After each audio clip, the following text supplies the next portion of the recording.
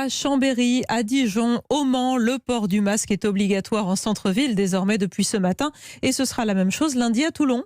Paris, de son côté, étend les zones de masques imposées dehors, entre autres une partie des Champs-Élysées, les quartiers du Louvre et des Batignolles. Les passants ont un peu de mal, il faut dire, à s'y faire, d'autant plus que les zones de contrainte ne sont pas toujours très bien indiquées, Johanna Chabas. Oui, c'est bien simple, il n'y a aucune indication pour montrer l'entrée et la sortie des zones avec masque obligatoire.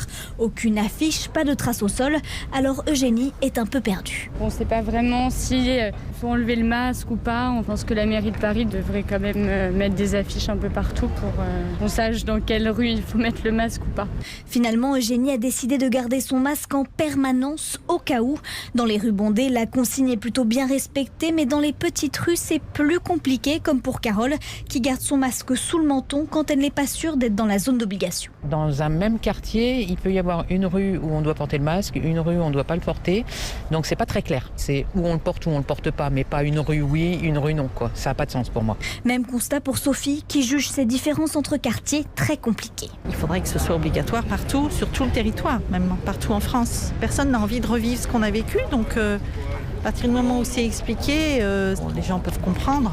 Avec l'épidémie qui semble repartir en France, beaucoup ici pensent que ce n'est qu'une question de temps avant que l'obligation de porter un masque soit élargie à tout le pays. Reportage parisien de Johanna Chabas.